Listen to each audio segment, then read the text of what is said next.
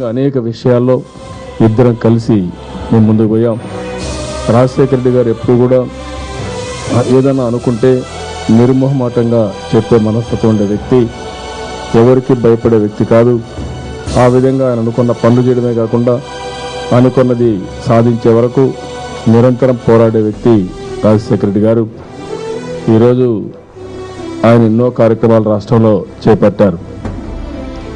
అయితే ఈరోజు ఆయన పోయింది కూడా మనం చూస్తే చిత్తూరు జిల్లాలో ప్రజలతో కలవడానికి రచ్చబండ కార్యక్రమం పెట్టుకోవడం, ఆ కార్యక్రమం కోసం ఆయన బయలుదేరినప్పుడు ఇది జరగడం అనేది చాలా బాధేస్తుంది. నిన్నటి నుంచి చూస్తున్నాం.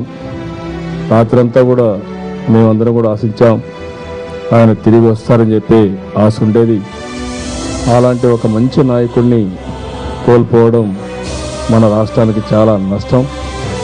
ఎందుకంటే ఆయనకు కొన్ని ఆశలున్నాయి, కొన్ని ఆలోచనలు ఉన్నాయి.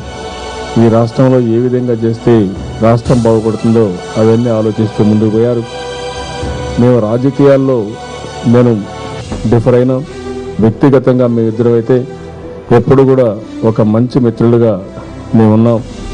అలాంటి ఒక మంచి మిత్రుడిని కోల్పోవడం పట్ల నా ప్రగాఢ సానుభూతిని తెలియజేస్తున్నాను. ఆయన ఆత్మ కూడా శాంతి కలగాలని భగవంతుడు ప్రార్థిస్తున్నాను. వారి కుటుంబ సభ్యులు కూడా, మేము చిన్నప్పటి నుంచి కూడా అంటే 31 సంవత్సరాల మా అనుబంధం. రాజకీయాల్లో డిఫర్ అయినాం, కానీ వ్యక్తిగతంగా ఎప్పుడూ మాకు విభేదాలు లేవు. ఆ విధంగా మేము ఆయన కూడా అనేక సందర్భాల్లో రాజశేఖర రెడ్డి గారు నన్ను గురించి చెప్పడం, నేను కూడా కొన్ని సందర్భాల్లో వారి గురించి చెప్పడం. ఎందుకంటే రాజకీయాలకు వచ్చిన నేను తెలుగుదేశం పార్టీ, ఆయన కాంగ్రెస్లో ఉన్నప్పుడు రాజకీయ విభేదాలు తప్ప ఎప్పుడు కూడా మాకు లేవు. ఒక మంచి మిత్రులుగా ఉన్నప్పటికీ రాజకీయాల్లో డిఫరెంట్ పార్టీలు ఉన్నప్పుడు ప్రజల కోసం ఎప్పుడప్పుడు డిఫర్ అయ్యాం తప్ప ఇంకొకటి కాదు. అలాంటి ఒక మంచి మిత్రుడిని కోల్పోవడం చాలా బాధేస్తుంది.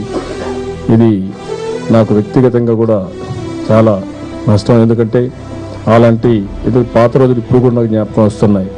ఇక్కడి నుంచి మేము మంత్రులు అయిన తర్వాత అయితే నేను, కృష్ణమూర్తి గారు, రాజశేఖర రెడ్డి గారు తిరుపతికి కలిసి వెళ్ళాం. అదే మరిగా కడప జిల్లాలో ఆయన ఉండడం, నేను చిత్తూరు జిల్లాలో ఉండడం, ఎప్పటికప్పుడు ఆ రోజు ఉండే రాజకీయ పరిస్థితుల్లో కూడా ఇద్దరం కలిసి పనిచేసుకునేవాళ్ళం.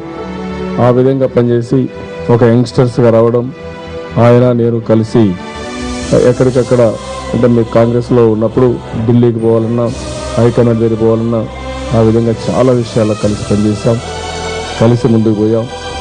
ఆ పాత స్మృతులన్నీ జ్ఞాపకం వస్తున్నాయి.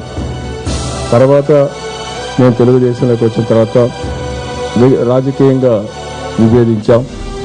అయినా కూడా ఎప్పుడు కూడా ఆయన కానీ నేను కానీ వ్యక్తిగతంగా మాత్రం ఎక్కడ విభేదం రావడం కానీ ఇంకోటి రాలేదు.